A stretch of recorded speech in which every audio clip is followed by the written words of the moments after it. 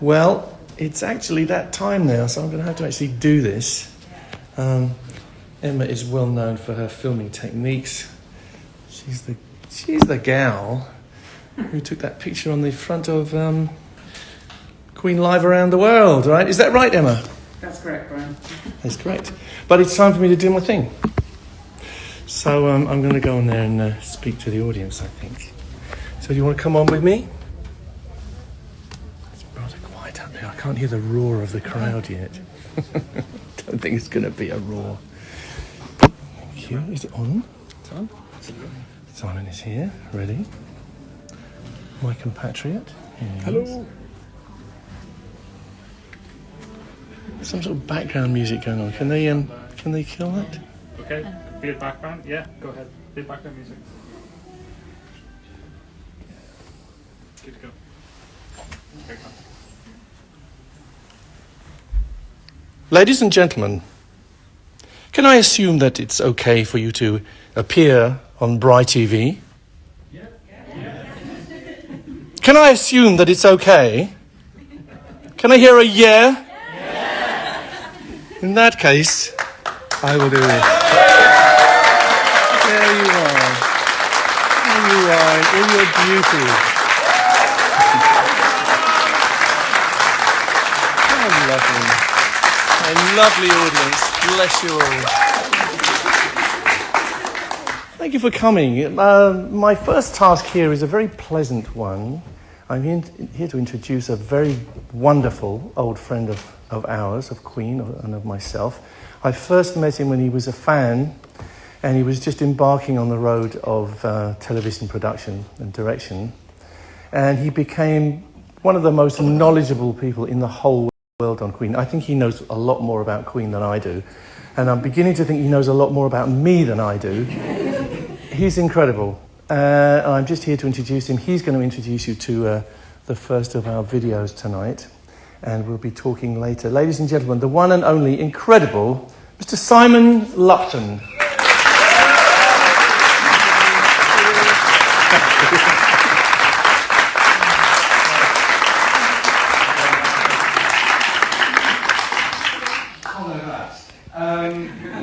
Welcome, thank you very much for coming, and well done for finding the secret venue. That was the first challenge you all passed.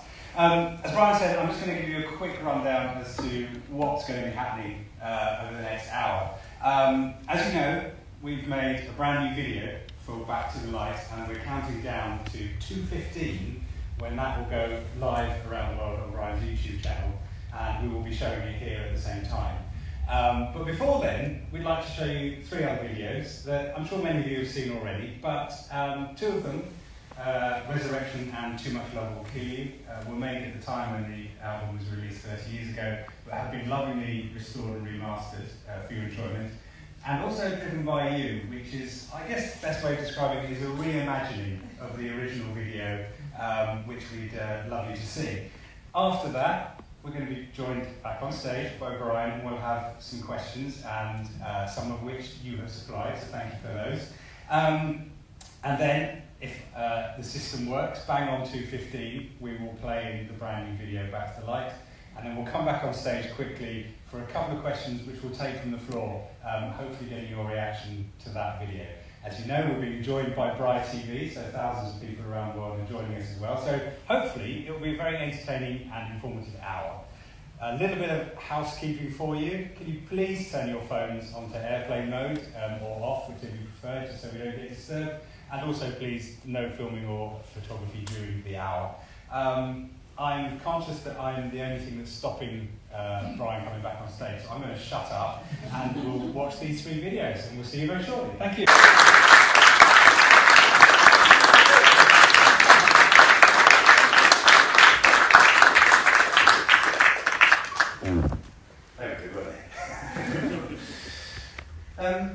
Just before we plough in, we've just been chatting, and this isn't the first time you've been to this venue, is it? I'm not sure. I'm not quite sure, because I came to see The Who at Regent Street Polytechnic in 1967, probably, and with Roger, and I'm wondering if this wasn't being, recollections a bit distant. fade away with time. I'm not sure. I remember they came on stage an hour late, and Pete Townsend strolled on and made aeroplane noises for 5 minutes. That was what we wanted to see. So I think it was so dangerous. So I'm wondering if it was.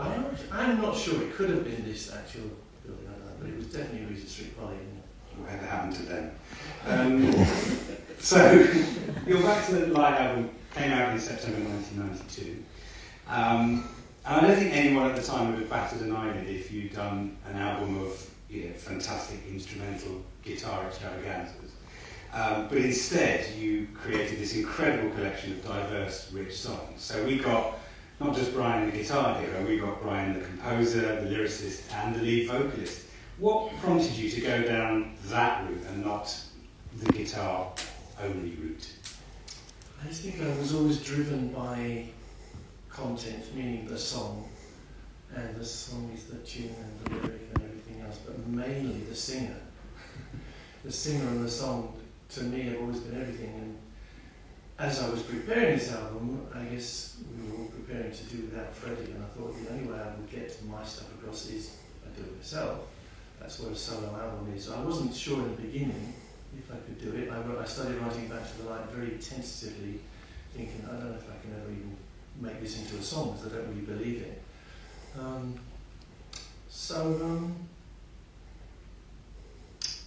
That's about as far as I can go, really. That's all right. That's good enough. Well, the thing is, although the songs that you've written for Queen were often about emotions and experiences you've had, I wouldn't describe them as autobiographical. Yet there are certainly songs within this album that feel like they are. Was that something that was always within you that you couldn't do within Queen, or was it just at this particular time in your life that was something you wanted to get into? Yeah, it's a very good question. Well, I didn't answer the last one very well, so We're warming up. Well, it is autobiographical. I don't think you can get away with that. I don't think you can get away from that, sorry. You can get away with it. I think it's a very odd area, and I talk about this, and I think about this quite a lot. What do you do if you're an artist? How much of yourself do you reveal? Ideally, you're completely open and honest about everything. Music is a lot about honesty of communication. And yet, you're up against these constraints because you're going to ruin everybody's life as well as your own if you say things which are inappropriate or hurtful or whatever. So it's a hard line to tread. Now, in the case of Queen, it's actually kind of a saving grace because it's a band effort. So you bring your song in, and everybody messes around with it and sort of puts a little bit of themselves into it. By the time it's finished, it's an article which is put out there under the banner of Queen, and you can get a little bit of a distance from it. You don't feel quite so worried about what people are going to think. If it's your own album, you are up against it because everyone's going to say, "Oh, that's you. You're saying this about this person," and it's going to be very difficult. And I think that's what you just have to face.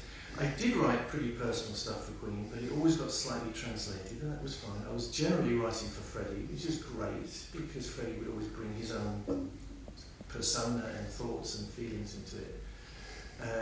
And that's the way we all used Freddie as our channel. And then suddenly Freddie's not there anymore, so it was a big thing for me to step out. And it wasn't easy. I did not feel confident that I could sing, so I tortured myself for months to make myself sing with the passion that I felt in here. I couldn't quite communicate when I began, so I developed my power and strength and range and kind of made myself bleed in the studio, very much as Freddie had in the early days, because Freddie was very dissatisfied with himself, I remember in the early days, because he didn't like what was coming back from the speakers once he could voice them. So he worked and worked and worked until he sounded the way he wanted to sound. So he was my guide, I suppose.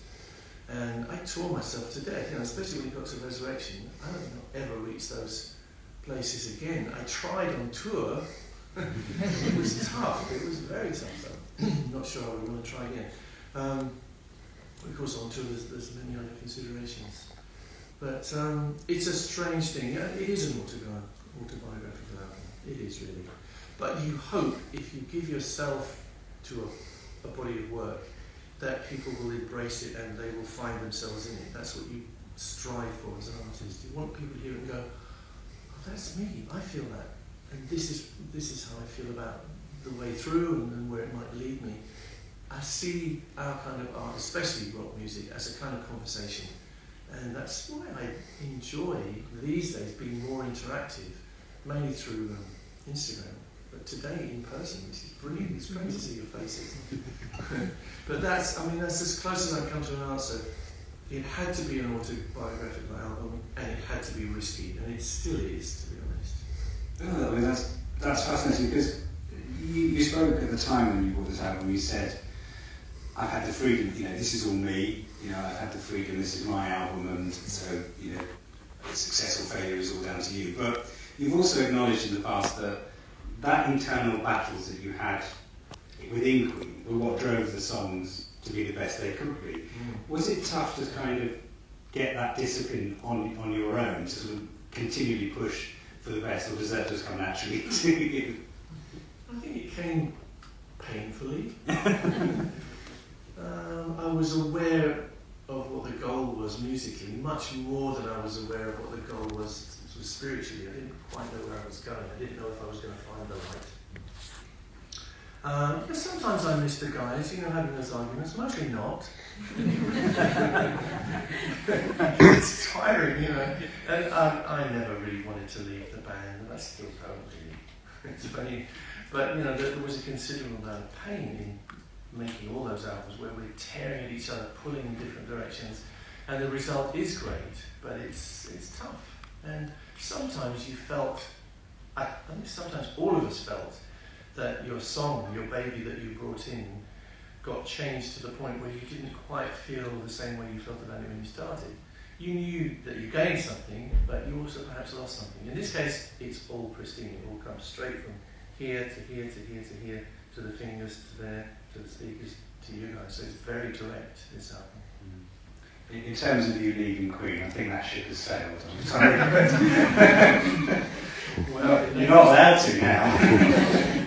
Well, we tried very hard to leave the ship. I think both Roger and I definitely protested too much. And we went out and did our solo stuff, not wanting to speak about Queen at all. It's like, no, don't talk to me about Queen. That's gone. I am what I am now. And it was kind of nonsense, because of course we were Queen, and of course Queen would always be in us, and we would always be in Queen. So it took us a long time to come to terms with the fact that this was going to remain with us for the rest of our lives. Doesn't mean we can't do new stuff, but the sort of organic stuff that made us what we are is in Queen. Of course it is. Well, you gave the world Queen, the world's not going to give it back, so I have a really vivid memory of the time. I thought you were going to say you can take the girl out of Brighton. You can take Brian out. Can I interrupt you a second? Yeah, go on. I'm going to say, I don't know if you recognise this man, because you all know his work. He's done countless videos for us and amazing documentaries, and he's currently not only directing and producing this wonderful Queen the Greatest series. Have you seen that? Yeah. He also narrates it, so you're looking at the guy, I'm happy that he's sort of come to life for you in this situation. Simon's been an amazing friend, and he's also, of course, the man who's made this new video happen for me, and I'm thrilled. It's been great working with Simon. He always comes up with the goods and more. So I just wanted to say thank you, Simon. Tell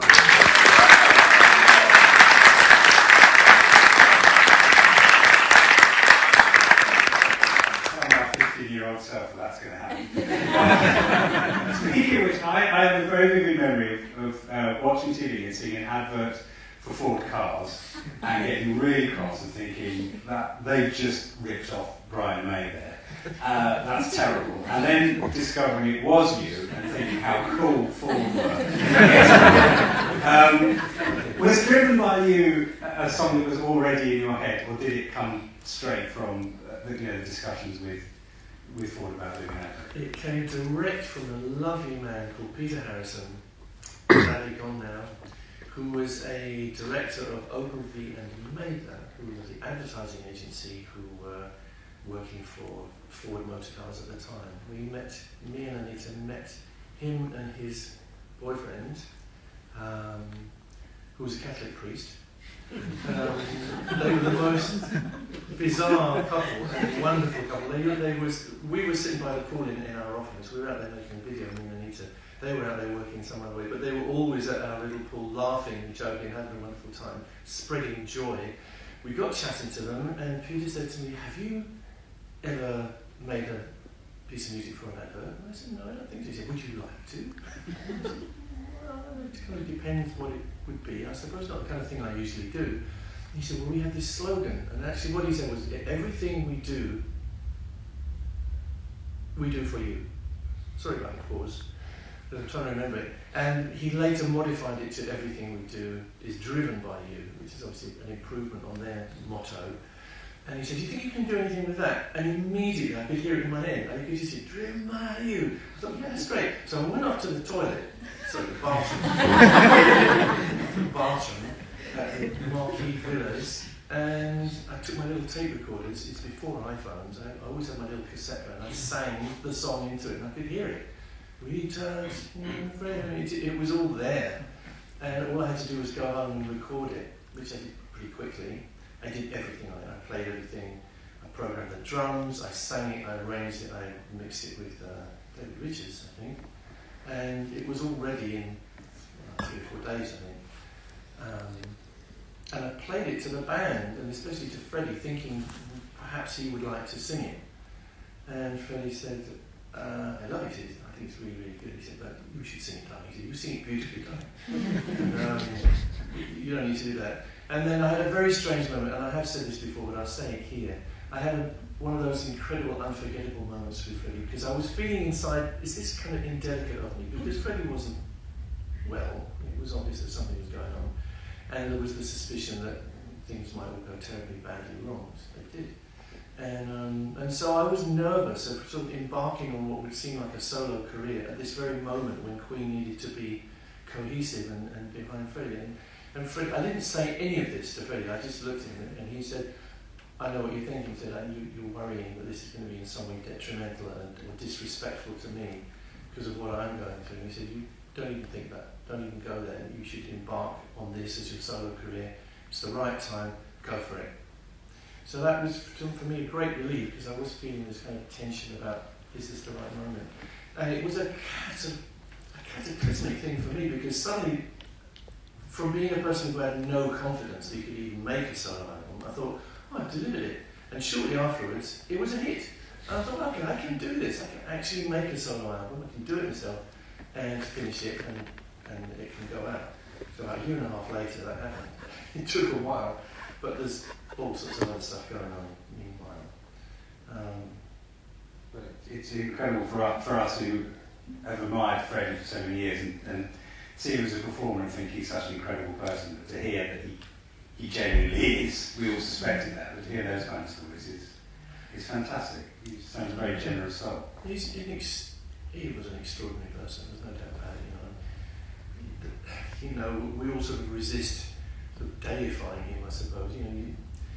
But in truth, he really was a one-off. He was an extraordinarily shy, which perhaps you don't expect, and considerate, diplomatic, which you don't expect. He had all these qualities which perhaps didn't come across on the stage, because on stage he was the great god Mercury. Off stage he was very different, and he had that way of perceiving things and kind of cutting through them, an amazing focus. So for him to realise that situation and just go bang, deal with it, was amazing. And I never heard him complain. I never heard him complain about his what was happening to his body as the terrible disease took hold of him. In fact, one of the few times we ever talked about it, I don't know if I should even be mentioning this, but in its way, it's okay, I think. We went out to a restaurant, as we frequently did in Montreux, a lovely, quite sleepy town when the festival isn't happening. We would go out to these lovely restaurants and then very often go back and record some more. And Freddie had to put his foot up on a chair because he couldn't bend his leg properly because he was having all this treatment. And he said, oh, do you want to see what's going on my leg? And we went, yeah, okay. And he showed us this terrible wound which he had because of the treatment he was having. And then he looked at me and he said, I didn't mean to upset you, Brian. You're shocked, aren't you? So he's like thinking about how I'm feeling rather than what he said. And that's a good example. He was an unusually perceptive and considerate person, very different from his kind of brash image as a superhero on stage. Yeah, he's a god, that's for sure.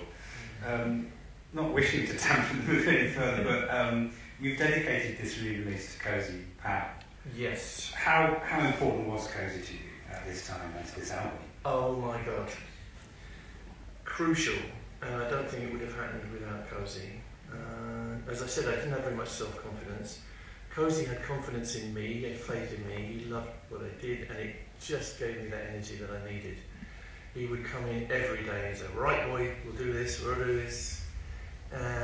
hooligan, I'll do the drums like this, you do that, we go down, and every day I was smiling when he was in there. Cozy was amazing. He was an incredible drummer, there's no doubt about it. And I'm not overstating in saying he's one of the world's greatest. He was one of the original rock drummers, along with Carmine and Bonzo and Keith Moon. He's one of those people who gave us rock drumming, and he was a colossal player, just incredible. And he had his own particular style, which you hear on the record. I'm most fond of Resurrection out of all these tracks on this album, because you hear him thundering away, and it's unique. Nobody ever drummed quite like that. And we went to town on making his drums sit there magnificently on top of everything. I think Roger got upset with me because we didn't usually mix drums that loud. There was usually a fight about how loud the drums were. But, well, you know what I'm like with Roger. We have our relationship, which is precious, and but we always say how we feel.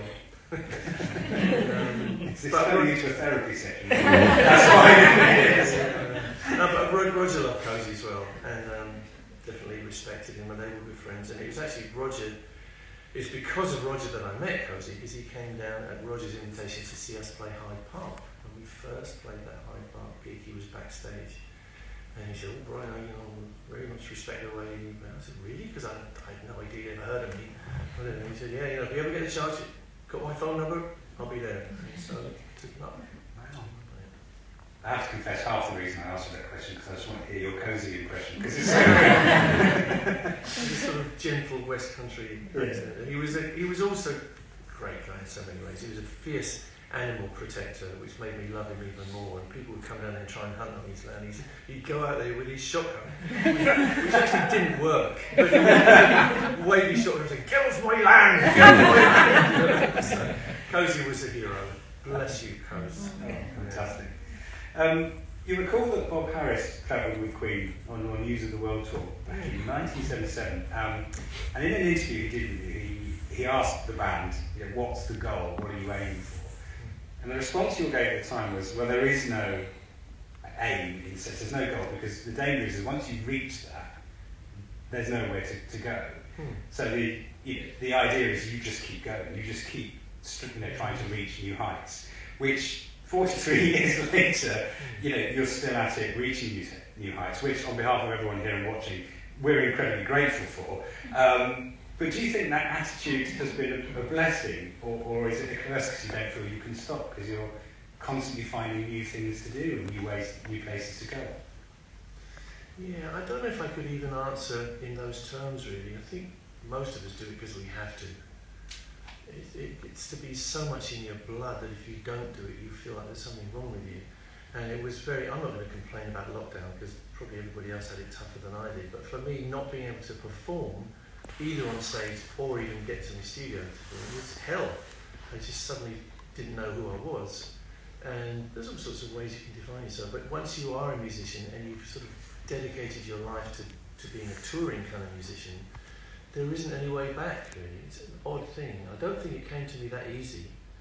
I remember Ian Hunter, we supported Not the Hoople, some of you probably know, before we headlined our own shows. We supported Not the Hoople, we're a fantastic rock and roll band, really wonderful, all around Britain and then a long way around the United States. And Ian Hunter's a sage old soul, even in those days. He's like, Brian, do you realise, and he said to me one night, he said, how do you think life's going to be? He said, you're happy out being here out on the road, this is where your life's going to be, are you happy with it? And I said, well, I find it a little bit difficult to be without my things around me, without my people around me. He said, Brian, if you find it difficult to be without anything and without people, you're in the wrong business. So he was obviously right. But what I'm trying to say is you do dedicate yourself and you find yourself turning into that animal who does do that, and the whole balance of your life becomes half being at home, half being on tour, half being in the studio, and that's three halves which don't match. So they don't add up to one. Isn't that right? Yeah. Pretty sure. So you get into the habit of trying to be that human being which kind of goes round and round this circle, and suddenly if you're stopped, it feels odd, it feels wrong, and it stops you functioning in the rest of your life somehow. It's a pretty odd feeling. It's not an ideal situation. I think a lot of the time, a lot of us are on tour, we're thinking, oh my God, I wish I was home with this and that, and a lot of the time you're at home, you're thinking, oh God, I wish I was out on tour. And it never can be, but that's human nature. But it becomes in your blood. Yeah, that's the answer to the question. And as to where it's going, I have a clue. I really don't, honestly. I was thinking we were being invasive in answering all those years ago. I'm glad you asked me this kind of question. See, no one else would answer you. That's why we took him on. Yeah. We've waited 43 years to answer that question. Right, at this point, I'm going to reach for the famous, well, it's probably not famous at the moment, but it will, when you see the video, it will become very famous. My sitting hand fedora. Yes, which has got some questions in it that people here have put in. So I'm going to just sort of put some out and ask you if that is all right. Yes. So Colin. Is that you, Colin? Yeah. Colin. Colin wants to know, will the Live at Brixton Academy show be remastered on Blu-ray? Eventually, yes. Yes. I did want it to be the second release in the Gold series because I wanted to move it on to the other world, because those two albums are very much related. But yeah, it's definitely on my list, as is Starfleet and a lot of other things. An awful lot. I don't want to take too long answering the question, but I was going to do like Roger did and put out the lot, but it would have taken me years to collect together all the collaborations and everything, and I would have got tired of it, and by the time I finished it, I think it would have been too much of a block to put out, and you guys would have got tired of listening to it. So I decided to do it piece by piece by piece, a Kaizen approach. And so this album I could enjoy spending time doing, and I'm looking forward to spending time enjoying polishing up all the others. And I'm already working on another world. Is Royal Albert Hall recorded as well? Was the Royal Albert Hall show for another world? I don't know where that is. That's a mystery because we filmed that in 3D. Right. And we haven't been able to find the tapes so far. So maybe one day. I'm a little cautious about the Albert Hall because by the time I got to that point, I really didn't have a voice. So it was a bit of a sad time, the pinnacle of my touring dreams. We were there, it was great. Really? Yeah, I'm sorry. Yeah, well, thank you for saying that, but I didn't feel that I gave my best vocally. That's great. I'd like to see it. I'd be very interested to see it. Brixton Academy, yes, we will put it out. Thanks. Fantastic. Thanks, Colin. Thank you. Emma Young. Is Emma? Oh, there's Emma. She would like to know if there are any plans to do a solo tour in the future. Yes. Would you go back on the road again? No. Don't sit on the fence, Brian. Come on. Please do. Well, it's not a categorical no. You can't say never, can you? At the moment, no. I have too much going on in my life that I don't want to sacrifice at this point. I want to be absolutely ready when we go out as Queen next May. I don't want to compromise that. We will, God willing, be out there next May doing our stuff at our peak, the same way as we left off in Australia. So no, I don't actually fancy, I'm looking forward to getting together with the Brian May band. We're going to have to meet either in person or on Zoom or whatever, and we'll talk and chat and have some fun. I don't think we should go out on the road. I just don't think it's the right point. I've become much more of a guitarist since then. I've sort of moved away from performing live, so I like to sing in the studio, but as far as being a front man in a band, I just don't fancy it at the moment. I get such joy from going on there, being able to concentrate on my guitar playing. With Adam, for instance, I've had some great times with Kerry. I can just be what I am naturally, as I was with Freddie and the boys. So the idea of me going out and being Brian May, the front man, is just not right for me at this moment. Sorry. We'll keep working on it. I'm doing other stuff. stuff. Dave Burgess, are you? Oh, I said, it all sat together. Look at that. It's a conspiracy. Dave would like to know if there's any plans for a Raw Sessions release as part of the Gold series, as you sort of similar to the one that Queen did with News of the World, where you went back into the studio sessions and gave some gems from early takes into that.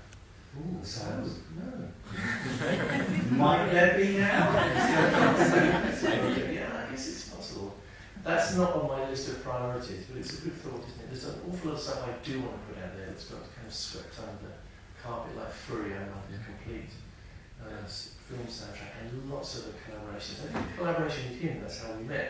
I wrote him a piece for his TV series Fun at the Funeral Parlour. That's how we met. Yeah. Because my missus was actually in it. And so there's lots of wonderful, I think, collaborations that I want to collect together, and they'll be part of the Gold series. So it's going to be a long time before I get to sort of those kind of issues, I think. I wouldn't mind. It's a good thought.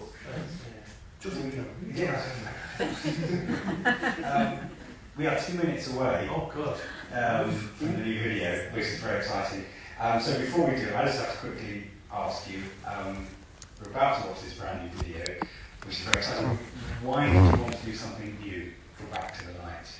I was having this experience of revisiting the Back to the Light album and finding that I was almost inside it. It was almost inseparable from me. And I just thought, what would it be like if I actually did go back in time and met up again with my band? What would be the result? What would that feel like?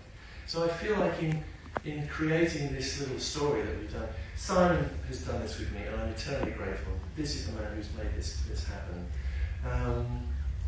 It's become something very kind of precious to me, because I feel like I've rediscovered my young self doing this, because we had to study him so intricately. We had to study every single shot to make it work and figure out a way of putting me in. It's like Back to the Future, I suppose. And the thought of me actually meeting my former self and interacting was fascinating. So, to me, it's been a very, very nice journey to make this video, and I think it brings the 1992 version and 2021 version together, and it means more because of that. And that's about it, really. I hope you enjoy it. It's a little fantasy. I don't know if anyone's actually done it before. Nobody's old enough to have done it before. Well, Nobody's older than me. let's see it, and then we'll come back and have a chat after. We will, So, yeah. Sure. Of course, there's always lots of people involved in making a video like that, so if you'd indulge me, I just want to thank a few people very quickly. John Walker, who was an amazing DOP, Andrew Molina, who did all the visual effects, was fantastic. Matt Onfer and Nick Payton, who are our editors, and then everyone at Kennington Studios did a great job, all the crew. And then Rohan Acharya was a fantastic producer. He's lurking at the back. Lots of great people. It's quite emotional when you watch it on the big screen, I have to say. Thanks for that reaction.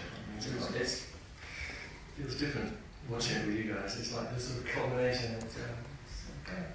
Done me in, really. I suppose I sort of want it to be real, Well, I'm quite surprised. So I went back through my notes, and we actually started talking about this video in January this year. So it's we could have had a baby quicker than that.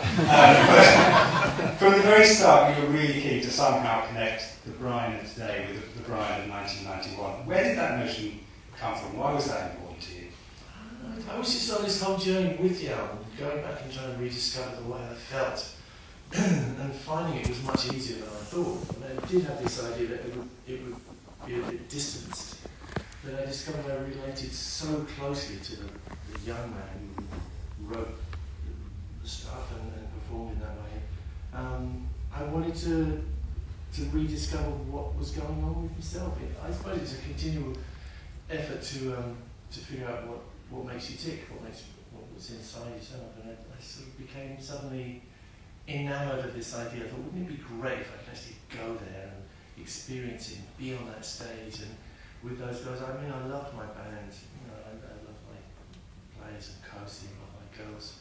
it was a fantastic time we had touring. I feel very nostalgic for that. But also there's me, and that's very odd. What would it feel like to be standing next to this young bloke and maybe be able to tell him what life was going to be like? It's a very odd feeling. So it is a little story. It's like a Back to the Future story. They made a musical of it, didn't they? Which I think we didn't see, so I can't wait. I love those films. Yeah, I need to be the doc, okay? That's it, I've watched that. Come back with you. Back to the Future. There's so many impressions. The drama wasn't really good.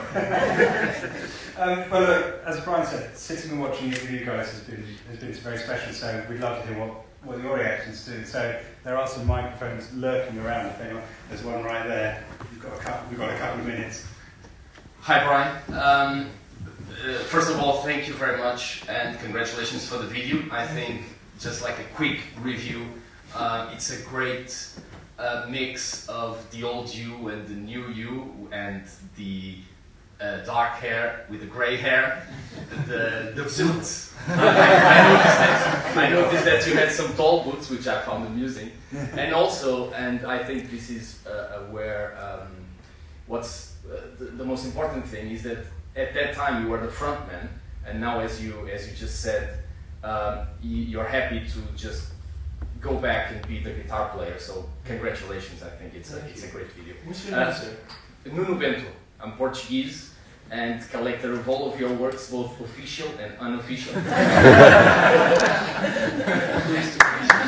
to meet you. I have just one question which is unrelated, if I could ask. My favorite album is A Day at the Races. I love that album, especially Side A. For me, those 22 minutes are the crowning achievement of Queen's discography. And it's an album that I see that's not often talked about. So I would like to know what's your opinion. How do you feel about it right now? I feel that A Night at the Opera and A Day at the Races are a couple.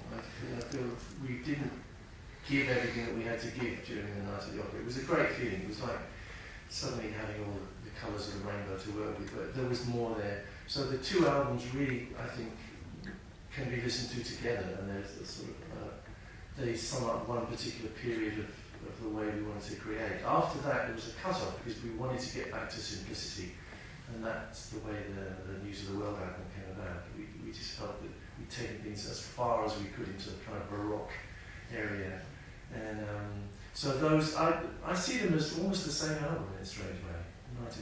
Can we expect like a deluxe edition, like we always see? Because I feel the same way that they are twins, but all the attention is always to A Night at the Opera, which I love. Yeah. But we never have anything for the race. Maybe. I'll stick that on the list as well. Open across. Anyone else got a question they'd like to ask? This is your opportunity. We're running out of the time. Speak now, or forever hold. Hi Brian, I'm Rebecca. Hey, Rebecca. Hi. I just want to, first of all, thank you so much for releasing this album. I feel so grateful and so privileged to be able to listen to it. It's beautiful. I've been listening to Resurrection every single day, so thank you. I just wanted to know, when you're writing songs, what do you find most difficult in that whole process? Or, I don't know, does it just come really, really easily to you these days? Or what's the hardest part for you there? Ooh. Well, I don't really see myself as a conventional songwriter. I can't normally do it to order. I'm a very erratic songwriter, as an erratic writer, I suppose. So there's been times when it just burst out and I couldn't stop it. Like 39, I wrote in about 10 minutes, I think, complete, all the words, everything. And the other things I've agonised for months, so like Prophet Song, I remember like driving myself nuts because I couldn't quite get it to do what I wanted to do. Just incredibly variable, I think, and it can be inspired by all sorts of different things. Driven by You was easy because it was there. I like to be inspired from the outside. Who Wants to Live Forever happened incredibly quickly because it was what I was looking at on the screen, those rushes of the island. It was so emotionally powerful for me. It just happened. I couldn't stop that song from there. I was losing my dad at the time. So I find there's a strange mixture of stuff that happens in your head when you're writing a song. You know the thing that triggered it, but you also realise that you're taking in all sorts of other things, and it becomes a sort of almost like a compilation of all the stuff that's waiting in your head to come out. Some things I worked hard on. Very often, if you're spending too long on it, it's not going to work, and you have to go back and rethink. But if you ask me to write a song about Christ Whitman right now, I'm not sure I could. But on the other hand, maybe I could. I'll put that on the list as well. Good nice putting out. Thanks for the question. We've got time for one more. Let's go. See you again. Please introduce yourself. Hi Brian, I'm Samjin Park. Nice to meet you. I've actually seen you before, many times at a concert. Watching that video, obviously you've got the same hairstyle, although different colours. And you're the only person I know in the world who's kept the same hairstyle for nearly 50 years. And I think it's great. It's a great, iconic look. But have you ever thought about changing your hairstyle? I don't think you should. Have you ever thought about it? Well, it's gradually changing for the worst. Yeah, I probably thought about it. It doesn't. I think most people get more preoccupied with my hair than I do. It's not something I get up and think about very often, except how much conditioner do I have. Yeah, We'll squeeze one more in, Brian. Brian, Steve, Hi, Steve. thank you for coming on today. It's fantastic. You're so friendly to us all. So on that, on behalf of us all, thank you so much. Queen next year, very rehearsals. How long in general, when you say, right, okay, we're going out on tour, it's now pure interest, how long, the guys get together, and then how many days, weeks, months, do you think, okay, we need to get together to get tight again? It's a long period. It's about a 9-month period of gestation, I would say, from when you first start talking about what shall we do, and you first get together with our lighting designer, set designer, whatever, that's when it starts. I would say about 9 months before we're due to go out. And then 6 months before you're actually starting to try and put a set together, 3 months before you're making sure that you're fit and you're healthy and your fingers still work, and then normally we put about a month of actual physical playing plus some technical time with the crew to make sure that we can plan when the light's happening, what the sound does. Having said all that, that's not what we're going to do when we go back out in May, because the show will take up where it left off. We know what the show is. We don't want to change it because we think it's a show which a lot of people haven't seen yet. So we'll do, a lot of that will be short-circuited. We have the stage, we have the set, we have the lighting plot, and we know roughly what songs we're going to play. Well, that will change a bit from night to night, as always. But what we'll do is get back in and just beat the shit out of the actual playing and make sure we're match fit. That's my aim, and we're going to take that very seriously. So we'll be in there for about a month plus a week of technical. Thank you. Very, very good song. Yeah. How are the fingers? Are they still okay? Yeah, they're a little soft. If you don't use them to make some, they go soft, like everything else,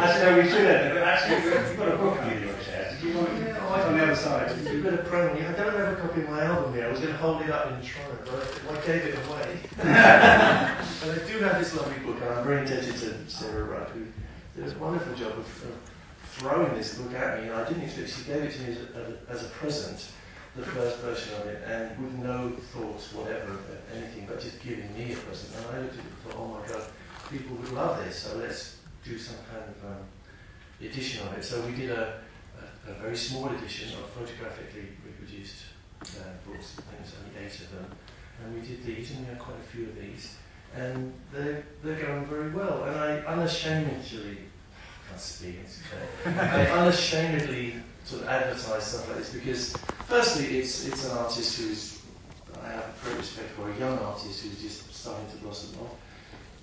Of whom there are quite a few. I know so many great artists now through the medium of Instagram.